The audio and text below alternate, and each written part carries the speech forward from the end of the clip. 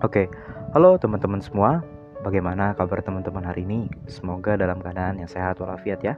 Oke, di video saya yang pertama di kanal YouTube ini, izinkan saya untuk sharing kepada teman-teman semua mengenai Anderson and Krathwohl Taxonomy atau AKT. Nah, di video pertama ini, izinkan saya untuk sharing dengan teman-teman mengenai AKT sebagai sebuah tools atau alat di dalam dunia pendidikan untuk mengukur tingkat pemahaman siswa. Seperti itu. Nah, AKT sendiri teman-teman, secara singkat saya akan jelaskan, terdiri dari dua dimensi. Pertama, dimensi pengetahuan atau knowledge dimension. Yang kedua, ada dimensi proses kognitif proses, kayak gitu. Nah, di video pertama kita akan lebih fokus ke knowledge dimensionnya ya. Oke, kita lanjut. Nah, pernah gak sih teman-teman mendengar taksonomi Bloom sebelumnya? Jika pernah, apa yang teman-teman ingat? Oke, tentunya taksonomi Bloom merupakan taksonomi yang sangat populer di dunia pendidikan. Biasa digunakan oleh guru-guru, oleh pendidik, dan juga berbagai macam golongan untuk mengukur tingkat pemahaman, tingkat kognisi seperti itu. Taksonomi Bloom juga teman-teman identik dengan C1 hingga C6 gitu ya. Nah, taksonomi Bloom ini dibuat tahun 1956 dan direvisi pada tahun 2001. Kayak gitu. Di 2001 namanya berubah jadi taksonomi Bloom versi revisi atau AKT. Itu secara singkat. Oke, lanjut. Nah, ini bentuk-bentuk perubahan yang ada pada taksonomi Bloom original dan taksonomi Bloom versi revisi. Saya tadi menyebutkan ada dua kan? Ada dimensi proses kognitif, ada dimensi pengetahuan. Nih. Nah, pada tahun 1956 di bagian dimensi proses kognitif ada perubahan yang cukup jelas, yaitu perubahan dari kata benda ke kata kerja. Nah, contoh kata bendanya itu gimana? Ini knowledge itu artinya pengetahuan, comprehension artinya pemahaman, application ini artinya aplikasi. Itu merupakan kata benda, teman-teman. Sedangkan di 2001 diubah menjadi kata kerja remember, artinya mengingat, understand, memahami, apply, mengaplikasikan. Kayak gitu ya. Ini yang paling jelas merupakan perubahan itu. Nah, verb prompt.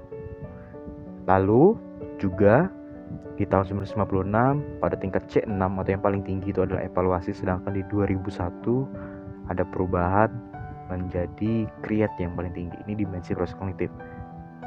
Nah, baru pada tahun 2001 ada ditambahkan sebuah dimensi pengetahuan lagi. Sebuah dimensi lagi gitu loh maksudnya. Dan itu bernama dimensi pengetahuan. Seperti itu. Oke, silahkan disimak teman-teman nih. AKT Anderson and Krathwohl Taxonomy. Ada dimensi pengetahuan. Nih. Ada juga dimensi proses kognitif. Nih. Nah, dimensi proses kognitif itu teman-teman harus ingat bahwasannya itu sangat identik dengan C1 hingga C6.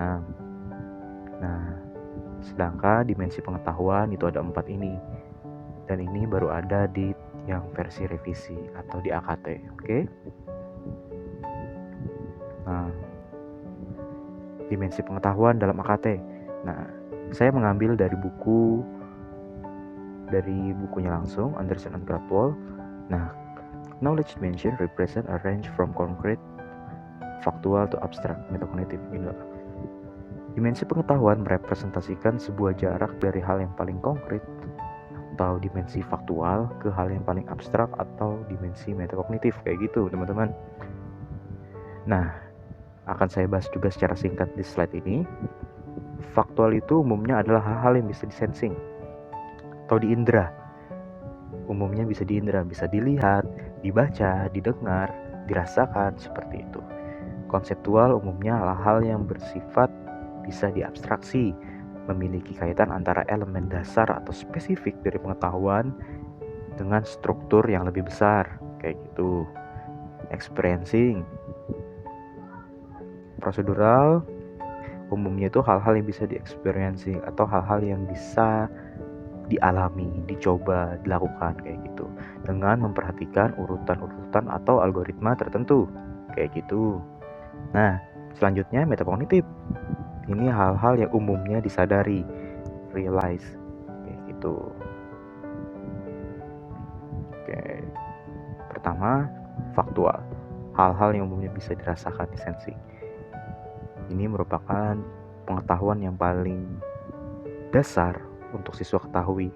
Kenapa jadi paling dasar? Karena di faktual itu ada pengetahuan tentang terminologi, ada pengetahuan juga mengenai hal yang spesifik, detail, juga elemen-elemen kayak gitu. Knowledge of terminologi ini teman-teman kayak pengetahuan tentang istilah, pengetahuan tentang definisi yang sangat-sangat spesifik dari pengetahuan, ya kan? Nah, knowledge of specific details and element ini pengetahuan spesifik dan detail dari pengetahuan. Contohnya nih, kepanjangan DPR menurut KBBI itu apa? Oke, ini kan sangat spesifik. Bisa teman-teman baca di KBBI, di sensing, dan sudah sangat basic seperti itu ya teman-teman. Kedua, bentuk batako itu mirip seperti bangun apa? Nah, bentuk batako itu bisa kita lihat dengan panca indera kita, lalu kita simpulkan mirip dengan bangun apa. Kalau bangun datar, itu mirip dengan persegi panjang. Kalau bangun ruang, itu identik dengan balok. Oke. Nah, rasa garam itu seperti apa? Rasa garam merupakan hal yang bisa kita sensing, kita rasakan dengan indera pengecap kita. Oke, jawabannya adalah asin, kayak gitu. Itu ya teman-teman, mohon diingat hal-hal yang sifatnya terminologi, hal-hal yang sangat spesifik dan detail, juga mengenai sebuah elemen itu masuklah di faktual atau hal-hal yang bisa di indera sensing kayak gitu ya. Oke, yang kedua, konseptual atau hal-hal yang umumnya bisa diabstraksi gitu. Keterkaitan antara elemen-elemen yang paling dasar dalam dengan struktur yang lebih besar yang memungkinkan mereka untuk berfungsi bersama. Nah, jadi teman-teman, kalau faktual itu tadi itu berisi sebuah elemen yang sangat dasar, maka kalau itu sudah masuk ke konseptual, sudah terstruktur dengan hal yang lebih besar gitu. Kayak gini ya, bagian singkatnya. Maaf jika tulisannya agak kurang rapi karena ini saya belum terbiasa menggunakan pen tab ini. Oke. Pengetahuan tentang klasifikasi dan kategori, pengetahuan tentang prinsip-prinsip dan generalisasi, pengetahuan tentang teori, model, dan struktur, kayak gitu. Nah, ini contohnya. Klasifikasi jenis makhluk hidup yang ada di bumi itu terdiri dari apa aja? Nah, tentunya ada 3 ya kan teman-teman? Ada manusia, ada hewan, ada tumbuhan, kayak gitu. Kalau itu dijadikan faktual, ya teman-teman, pengertian makhluk hidup itu apa? Nah, itu kan sangat spesifik dan sangat detail gitu. Jadi itu masuknya ke faktual kalau pertanyaannya seperti itu. Yang kedua, struktur sistem pernapasan manusia terdiri dari organ apa saja? Tentunya bukan cuma satu ya kan? Sistem organ pernapasan kita itu terdiri dari hidung, paru-paru, dan organ-organ lainnya yang berkenaan. Dan itu lebih dari satu teman-teman, dan berhubungan dengan struktur yang lebih besar ya gitu. Nah, ciri-ciri dari garam itu apa aja? Warnanya putih, rasanya asin, dan biasanya terdiri dari 2 jenis, yaitu jenis garam gunung dan garam laut. Kayak gitu. Jadi perlu dipahami teman-teman dari bagian ini, bahwasannya konseptual itu lebih luas dari faktual dan biasanya berhubungan dengan klasifikasi, kategori, prinsip-prinsip, generalisasi, teori, model, struktur, juga bagian-bagian kayak gitu. Oke, semoga bisa dipahami ya. Kita lanjut. Prosedural, berkenaan dengan pengetahuan yang dialami atau dicoba atau dilakukan. Nah, ini prosedural itu berkenaan dengan bagaimana cara kita melakukan sesuatu dengan metode tertentu dan kriteria untuk menggunakan kemampuan, algoritma, teknik, dan metode-metode seperti itu.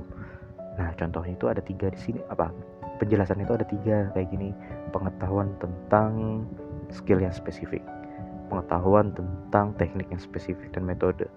Ini algoritma tertentu ya teman-teman. Pengetahuan tentang kriteria untuk digunakan pada waktu yang tepat. Nah, itu prosedural selalu memperhatikan urutan, selalu memperhatikan algoritma. memperhatikan metode tertentu. Oke, jika pada faktual itu cukup satu elemen yang spesifik dan bisa diindra, di konseptual tadi memperhatikan struktur-struktur tertentu, bagian-bagian tertentu, ya kan? Nah, di prosedural teman-teman, ini sama seperti konseptual, terdiri dari beberapa pengetahuan kayak gini, tetapi memperhatikan metode atau langkah-langkah tertentu, memperhatikan urutan-urutan tertentu, seperti itu. Nah, contohnya nih, urutan terjadinya sistem pencernaan pada manusia. Nah, tentunya di sistem pencernaan manusia ada urutan-urutannya, yaitu dimulai dari mulut, lalu masuk ke usus, lalu masuk ke lambung, kayak gitu teman-teman. Jika ada salah dari hal yang saya sebutkan tadi, tolong dikoreksi. Nah, prosedural memiliki ciri khas seperti itu. Pengetahuan-pengetahuan yang memiliki algoritma, ada hal-hal yang harus diperhatikan gitu. Nah, yang kedua, urutan metode menghitung luas lingkaran. Tentunya ada urutannya, ya enggak? Nah, rumus lingkaran itu Pi kali R kali R, ya enggak? Nah, lalu prosedur memakai rumus simple continuous tense. Itu rumusnya dari simple continuous tense itu subjek tambah to be tambah verba ing tambah objek. Nah, tidak bisa ketukar, ya kan? Itu merupakan prosedural. Misalnya juga langkah-langkah membuat teks prosedur, langkah-langkah membuat teks berita, tidak bisa ketukar-tukar kan teman-teman? Itu hal yang paling penting dari dimensi pengetahuan prosedural. Oke, lanjut. Kita masuk ke metakognitif. Hal-hal yang sifatnya realizing atau disadari. Nah, saya mengambil dari bukunya Anderson dan Krathwohl sendiri. Pengetahuan metakognitif adalah pengetahuan yang berdiri sendiri mengenai kognisi tentang peserta didik itu sendiri dengan hubungannya terhadap berbagai subjek. Nah, jadi bisa disimpulkan bahwa metakognitif itu pengetahuan yang berkenaan dengan diri siswa sendiri, ya teman-teman. Oke, contohnya apa? Contohnya itu seperti apa aja? Ini ada 3. Pengetahuan tentang strategi, pengetahuan tentang tugas-tugas kognitif, termasuk pengetahuan kontekstual dan kondisional, juga pengetahuan tentang diri sendiri. Oke, metakognitif ini adalah hal-hal yang disadari oleh siswa sendiri. Contoh, strategi yang paling mudah menurutmu dalam belajar. Oke, mungkin siswa akan menjawab, lebih mudah belajar dengan cara bermain game, Pak. Lebih mudah belajar dengan cara presentasi, Pak. Lebih mudah belajar dengan cara gini, Pak. Itu kan berdasarkan kesadaran siswanya sendiri, ya kan? Nah, dari itu termasuk dalam metakognitif, kayak gitu. 3. Tahap apa yang paling sulit dalam membuat garam menurutmu? Nah, ini juga metakognitif. Kenapa? Karena ini ada kalimat ini menurutku. Tentunya beda-beda setiap siswa berdasarkan kesadaran siswanya masing-masing. Mungkin siswa akan merasa paling sulit dalam membuat garam itu di bagian awal. Ada juga siswa yang akan menjawab di bagian tengah. Ada juga yang akan menjawab di bagian akhir, kayak gitu. Nah, setelah penjelasan tadi, saya ingin teman-teman melakukan exercise atau latihan. Nah, tadi saya sudah menjelaskan bahwa faktual itu adalah hal-hal yang bisa diindra, bisa dirasakan, dibaca, dilihat, dirasakan dengan indera kita. Konseptual merupakan hal-hal berhubungan dengan abstraksi, berupa bagian-bagian, struktur, kategori-kategori, dan lain-lain. Prosedural merupakan hal-hal yang berkenaan dengan urutan-urutan tertentu, metode-metode tertentu, algoritma tertentu yang memperhatikan urutan dari proses. Nah, metakognitif adalah hal-hal yang disadari oleh siswa. Silahkan teman-teman jawab pertanyaan ini di komentar.